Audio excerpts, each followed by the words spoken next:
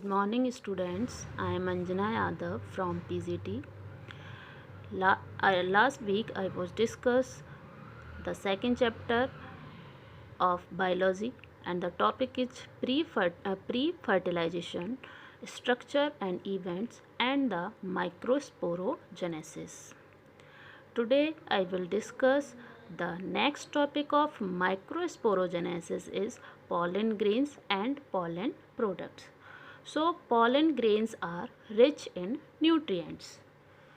Pollen grains of many species cause severe allergies and bronchial affections in some people, often leading to chronic respiratory disorders like asthma and bronchitis, etc.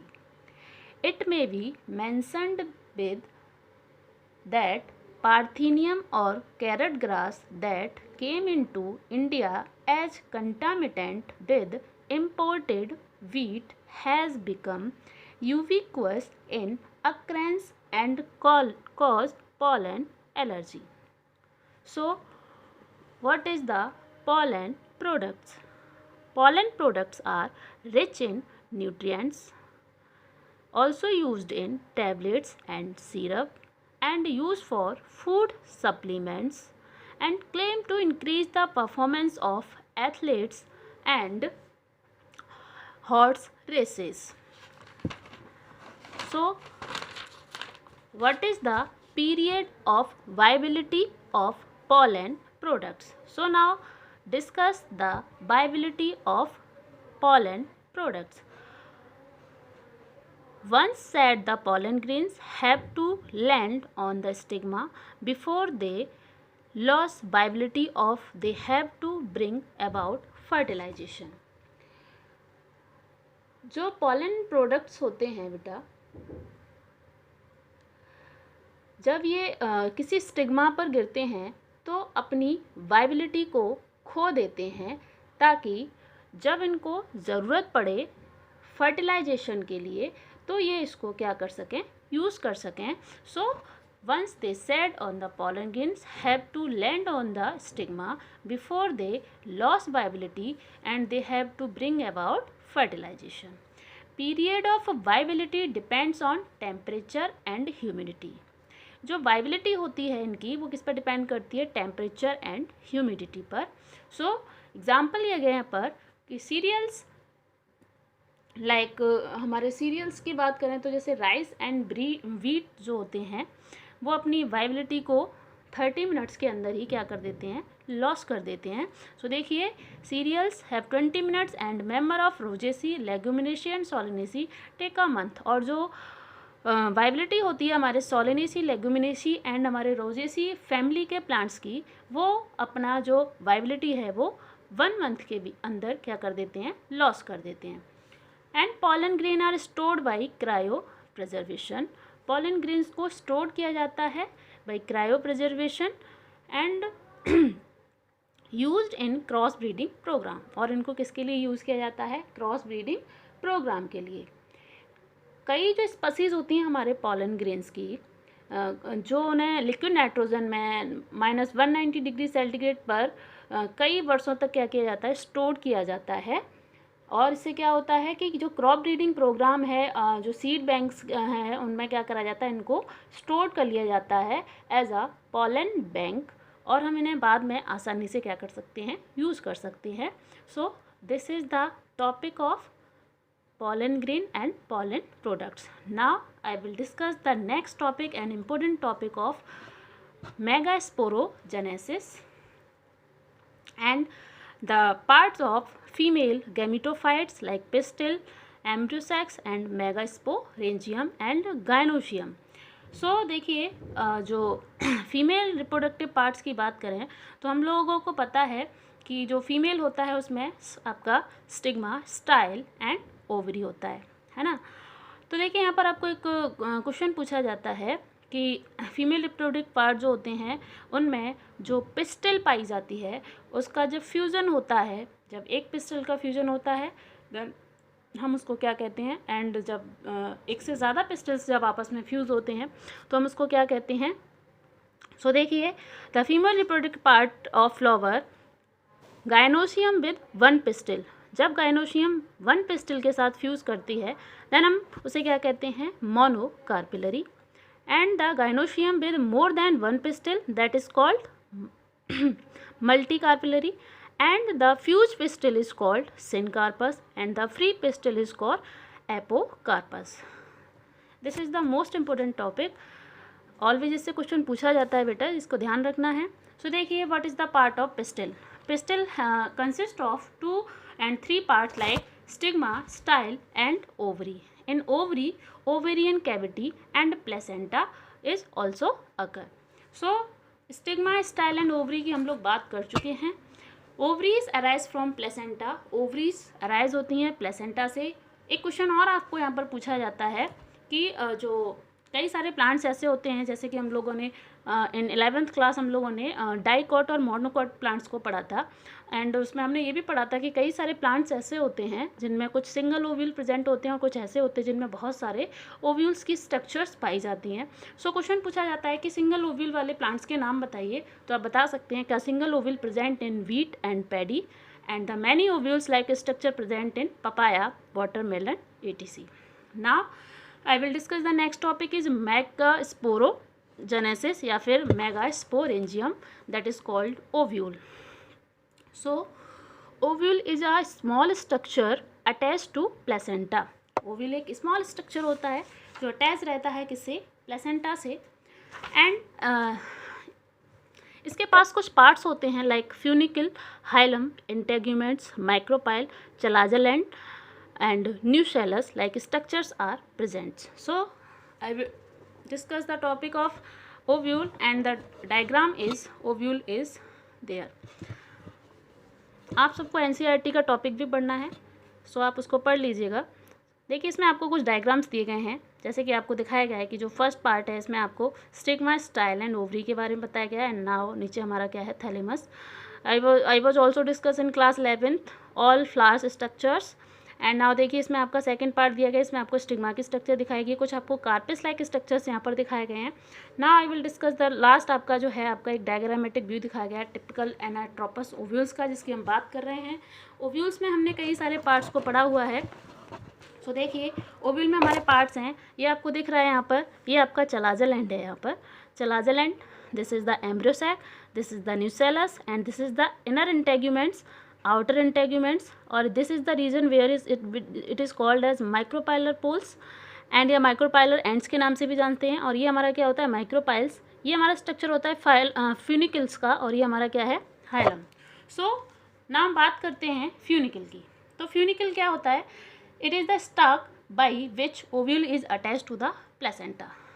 यहाँ पर ये हमारा stock like structure होता है जिससे हमारा ovule क्या है, अटैच रहता है बाई प्लेसेंटा। एंड देखिए, नेक्स्ट है आपका हाइलम। हाइलम में देखिए बेटा, junction between ovules and funicle, it is the junction between ovule and funicle. ये जंक्शन होता है ओव्यूल्स का और फ्यूनिकल्स का। एंड नेक्स्ट देखिए आपका है इंटेग्यूमेंट्स। जो इंटेग्यूमेंट्स होते हैं आउटर और इनर, 2 टाइप्स में होते हैं, 2 पार्ट्स में डिवाइड रहते हैं। देखिए, आपको यहाँ पर देख भी रहे हैं आप लोग, आउटर और इनर इंटेग्यूमेंट्स की बात हुई है। सो आउटर इंटेग्यूमेंट्स क्या करते हैं, प्रोटेक्टिव इन्वेलप्स होते हैं जो हमारे न्यूसेलस को प्रोटेक्ट कर रखते हैं। एंड देखिए आपका फिर है micropyle and small opening at the tip of ovule into where pollen tube enter. ये जो हमारा माइक्रोपाइल्स है, इसमें क्या होता है कि जो पॉलन ट्यूब्स हैं वो हम यहाँ से क्या करते हैं, एंटर करते हैं, और ये बहुत छोटी सी ओपनिंग होती है ओव्यूल्स की जिसके द्वारा पॉलन ट्यूब यहाँ पर एंटर करती है। एंड ये आपको दिख रहा है यहाँ पर chalazal end, chalazal end basal part of ovule, it is the basal part of ovules.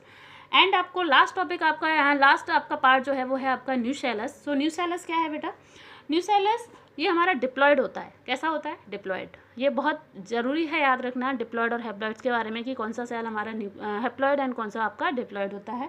So nucellus is the mass of cell enclose with integuments. तो न्यूसेलस है हमारा मास ऑफ सेल्स होता है जो हमारा आउटर और इनर इंटेग्यूमेंट से क्या रहता है, घिरा हुआ रहता है। And has abundant food reserve, और सारा का सारा जो फूड जो है स्टोर्ड होता है, रिजर्व फूड जो हमारा स्टोर्ड होता है वो न्यूसेलस के अंदर होता है। तो ये हमारा पूरा स्ट्रक्चर है आपका न्यूसेलस का। इसका बहुत मोस्ट इंपॉर्टेंट है, यहाँ पर कई सारे क्वेश्चन पूछे जाते हैं आपसे, आप इसको देख लेंगे और डायग्राम को अच्छे से एक बार बनाकर देख लेंगे। So now I will discuss the next topic is megasporangium या फिर मेगास्पोरोजेनेसिस। देखिए मेगास्पोरोजेनेसिस क्या होती है एंड मेगास्पोरोजेनेसिस का मीन्स क्या होता है, या फिर डेवलपमेंट हम कैसे करते हैं फीमेल गैमेटोफाइट का। वो हम यहाँ पर डिस्कस करेंगे। देखिए डेवलपमेंट ऑफ फीमेल गैमेटोफाइट या फिर megasporogenesis. What is megasporogenesis? The process of formation of megaspore from megaspore mother cell is called as megasporogenesis. इसमें क्या होता है बेटा कि इसको हम सेकंड, इसकी डेफिनेशन और भी है, process of development of female gametophyte is also called as megasporogenesis, या फिर हम कह सकते हैं कि the formation of megaspore from megaspore mother cell is called as megasporogenesis. ये बात हमको याद रखनी है कि जो मेल होता है उसे हम माइक्रोस्पोरोजेनेसिस कहते हैं, जो फीमेल होती है उसको हम क्या कहते हैं, मेगास्पोरोजेनेसिस। देखिए हमारा मेगास्पोरोजेनेसिस का पार्ट क्या है, हम यहाँ पर क्या समझेंगे वो हमें यहाँ पर ध्यान रखना है बेटा, बहुत इंपॉर्टेंट टॉपिक है आपका ये। देखिए जो मेगास्पोरोजेनेसिस है हमने भी इसकी डेफिनेशन को पढ़ लिया है कि the process of development of female gametophyte and और हम कह सकते हैं the formation of megaspore from megaspore mother cell. What is megaspore mother cell? देखिए मेगास्पोर मदर सेल है वो कहाँ से फॉर्म्ड होती है, from archesporial cell, and the archesporial cell are hypodermal in origin. कैसी ओरिजिन की होती है, हाइपोडर्मल इन ओरिजिन होती है, एंड प्रेजेंट इन ओवरी, जो कहाँ प्रेजेंट होती है, ओवरी में। जो हमारा आर्चिस्पोरियल सेल्स होते हैं बेटा वो क्या करते हैं, सबसे पहले प्राइमरी आर्चिस्पोरियल सेल्स का क्या करते हैं, फॉर्मेशन करते हैं, एंड देन जब प्राइमरी आर्चिस्पोरियल सेल्स जब यहाँ पर बन जाता है, जैसे कि हम लोगों ने मेल में पढ़ा था कि वहाँ पर हमारा क्या बनता है, स्पोरोजिनस सेल्स, क्या बनते हैं, स्पोरोजिनस सेल्स। एंड नाउ हम देख रहे हैं कि जो हमारा फीमेल गैमेटोफाइट है कि इसमें हमारा क्या बन रहा है, आर्चिस्पोरियल सेल जो कहाँ प्रेजेंट होता है, इन ओवरी, और ये कैसी ओरिजिन का होता है, हाइपोडर्मल इन ओरिजिन। एंड जो आर्चिस्पोरियल सेल्स होता है ये दो टाइप से सेल्स को मतलब बनाता है। पहला हमारा क्या है, प्राइमरी आर्चिस्पोरियल सेल। यहाँ पर क्या होता है बेटा, यहाँ पर एक पेरिक्रैनिकली डिवीज़न होता है, या फिर हम कह सकते हैं ट्रांसवर्स डिवीज़न होता है, जो डिवाइड करता है टू पार्ट्स में, आउटर और इनर पार्ट्स में। अब जो आउटर पार्ट्स होता है इसमें हमारा प्राइमरी पैराइटल सेल्स बनते हैं, और जो हमारा इनर पार्ट होता है उसमें हमारा प्राइमरी स्पोरोजिनस सेल्स बनते हैं। मीन्स क्या है कि आर्चिस्पोरियल सेल जो है वो किसका फॉर्मेशन कर रही है, आपका प्राइमरी पैराइटल सेल्स का फॉर्मेशन कर रही है, and the primary sporogenous cells, but the primary parietal cell is outer and the primary sporogenous cell is inner side, and the primary parietal cell is may or may not be divided further. ये divide कर भी सकती है और नहीं भी कर सकती है, इसका कुछ पता नहीं है, कर भी सकती है और नहीं भी कर सकती है। लेकिन जो प्राइमरी स्पोरोजिनस सेल्स होते हैं डज नॉट डिवाइड फर्दर, ये डिवाइड नहीं करते हैं बाद में, और ये किसका फॉर्मेशन करते हैं, मेगास्पोर मदर सेल्स का यहाँ पर क्या कर देते हैं, फॉर्मेशन कर देते हैं। जब मेगास्पोर मदर सेल हमारा बन जाता है तो यहाँ पर क्या होता है, क्लिनिकली मियोसिस होती है, या मियोसिस और माइटोसिस का यहाँ पर कुछ फॉर्मेशन चलता है जो हम यहाँ पर डिस्कस करेंगे। द मेगास्पोर मदर सेल क्या करेगी, सबसे पहले मियोसिस। मेगास्पोर मदर सेल जो है जब मियोसिस करेगी तो ये क्या बना लेगी, कुछ डिवाइड कर जाएगी 4 स्ट्रक्चर्स में जो लाइन से होंगे, इसीलिए हम इनको कहते हैं लीनियर टेट्राड। मियोसिस का मीन्स हमको पता है कि जब हमारा क्या होता है कि कोई डिप्लॉयड सेल्स जब डिवाइड करती है तो वो 2 टाइप से डिवीज़न करती है, एक रिडक्शनल डिवीजन करती है और एक जो है डिवीज़न करती है नॉर्मल, जिसमें हमारा डिप्लॉयड से diploid, and then diploid cells जब रिडक्शनल डिवीजन करता है तो वो हैप्लॉयड में चेंज हो जाता है, and the chromosome number is half. Same process यहाँ पर देखिए, मियोसिस मेगास्पोर मदर सेल्स बना, उसने क्या किया, लीनियर टेट्राड का फॉर्मेशन किया, एंड जो लीनियर टेट्राड है उसमें क्या होगा आगे जाकर, जब कोई भी 3 इसमें मतलब 4 सेल्स जो होते हैं वो क्या करते हैं, जब ये इसमें से 3 सेल्स जब डीजनरेट होते हैं, मतलब ये इसका प्रोसेस है कि जब मियोसिस हो जाता है तो आफ्टर सम टाइम क्या होता है कि जो 3 सेल्स होते हैं वो डीजनरेट हो जाते हैं, और कोई एक सेल जो होता है वो अपर भी हो सकता है, लोअर भी हो सकते हैं।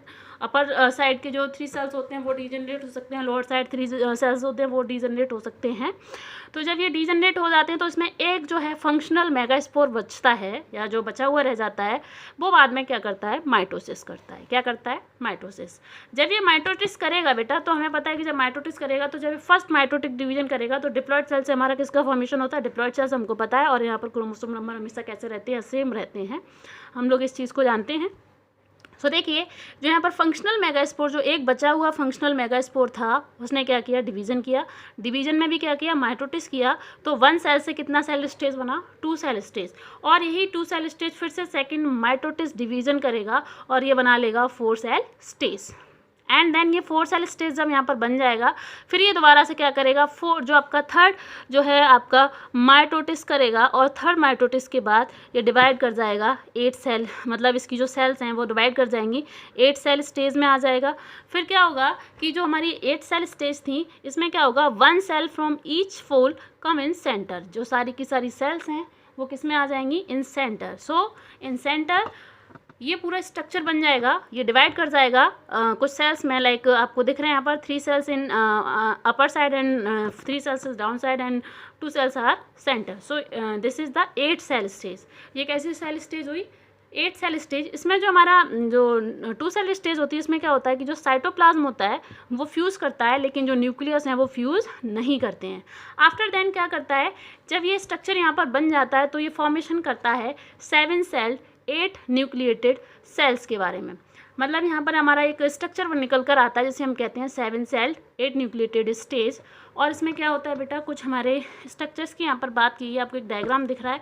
इसमें आप देखिए यहाँ पर ऊपर की ओर आपके 3 सेल प्रेजेंट है, जिसमें हमारा सबसे ऊपर का सेल है, जिस 3 सेल्स को हमने कहा है एंटीपोडल सेल्स, एंड देन इसको हमने कहा है secondary nucleus, and after then हमारा क्या है एक्स सेल, इसके बाद हमारे क्या है सिनर्जिड्स, और इसके बाद हमारे क्या है फ्ली फॉर्म एपरेटस। अब हम इसको थोड़ा सा बड़ा स्ट्रक्चर करके देखेंगे कि इसके स्ट्रक्चर्स में क्या क्या चीज़ें प्रेजेंट हैं और ये कैसे हमारा डिवाइड करता है। सो देखिए हमारा ये 7 सेल 8 न्यूक्लिएटेड स्टेज यहाँ पर आ गया है, आपको डायग्राम दिख रहा है यहाँ पर, और डायग्राम में आप बहुत सारी चीज़ों को देख रहे हैं। देखिए आपका क्या है यहाँ पर 7 सेल 8 न्यूक्लिएटेड स्टेज में आप देखिए ये आपकी ऊपर की ओर 3 सेल हैं जिन्हें हम एंटीपोडल सेल्स कहते हैं, और ये प्रेजेंट होती हैं इन चलाजल एंड। न्यू सेल्स का स्ट्रक्चर हम लोग देख चुके हैं, और उस न्यू सेल्स के स्ट्रक्चर में हमने देखा था चलाजल एंड था, माइक्रोपाइल एंड था, फ्यूनिकल था, आउटर और इनर इंटेग्यूमेंट्स थे, न्यू सेल्स था, एम्ब्रियोसैक था। इतने सारी चीज़ों को हमने वहाँ पर देखा था। तो यहाँ पर देखिए जो एंटीपोडल सेल्स हैं वो कहाँ पर प्रेजेंट हैं, चलाजल एंड के पास प्रेजेंट होती हैं, और ये कैसी होती हैं, हैप्लॉइड सेल्स होती हैं। इसमें बीच में आप देखिए क्या होता है कि जो हमारा स्ट्रक्चर होता है जिसमें हमारे 2 न्यूक्लियस हमको दिखाई दे रहे थे, तो हमने पढ़ा था कि न्यूक्लियस डिवाइड नहीं करता है, बट साइटोप्लाज्म क्या कर जाता है, डिवाइड करता है। सो यहाँ पर देखिए इसको हम नाम दे देते हैं सेकेंडरी न्यूक्लियस का और डेफिनेटिव न्यूक्लियस, जिसमें एक सेल होती है लेकिन 2 न्यूक्लिएटेड स्ट्रक्चर्स यहाँ पर प्रेजेंट होती हैं। इस पूरी सेल को हमने क्या मान लिया है, 1 सेल मान लिया है, लेकिन इसमें क्या है, ये 2 न्यूक्लिएटेड स्ट्रक्चर है, और इसीलिए हमने इसको नाम दिया है सेकेंडरी न्यूक्लियस, जो कैसा होता है, डिप्लॉयड होता है। कैसा होता है, डिप्लॉयड। सो यहाँ पर देखिए अब आपका ये डिप्लॉयड स्ट्रक्चर है। अब इसके बाद आप देखिए यहाँ पर आपको एक डायग्राम दिख रहा है जिसमें आप देख रहे हैं एक्स सेल्स प्रेजेंट हैं, और एक्स सेल जो होते हैं वो कैसे होते हैं, हैप्लॉयड होते हैं, और ये किस में हेल्प करते हैं, हेल्प इन फर्टिलाइजेशन। इसके अंदर हमारा कुछ क्या, ये साइड से आपको दिख रहे हैं 2 सेल्स, ये हमारे क्या हैं, आपके सिनर्जिड्स हैं, जो भी कैसे होते हैं, हैप्लॉइड्स होते हैं, और इसके अंदर एक स्ट्रक्चर प्रेजेंट होती है जिसे हम कहते हैं फ्ली फॉर्म एपरेटस, ये भी इसमें प्रेजेंट होता है। जो हमारे सिनर्जिड्स होते हैं, जो एंटीपोडल सेल्स होते हैं, वो नरिश करते हैं सेकेंडरी न्यूक्लियस को, एंड जो हमारा एक्सेल होता है ये हेल्प करवाता है किसके लिए, फर्टिलाइजेशन के लिए। एंड जो हमारे सिनर्जिड्स होते हैं ये भी क्या करते हैं, नर्सिंग का मतलब जो हमारी माइक्रोपाइलर एंड वाला पार्ट होता है वहाँ से जो पॉलन ट्यूब आती है उसको एंट्री करवाते हैं न्यू सेल्स के अंदर, तो वो हमारा यहाँ पर इसका फंक्शन चलता है। अब हम बात करें, हमारे कुछ एंजियोस्पर्मिक प्लांट्स थे जिसमें इस स्ट्रक्चर को नाम दिया गया है पॉलीगोनम टाइप का, जो है आपका, एंड ओव्यूल्स की बात की गई है, इसको पॉलीगोनम टाइप का ओव्यूल के नाम से जाना जाता है इन एंजियोस्पर्म।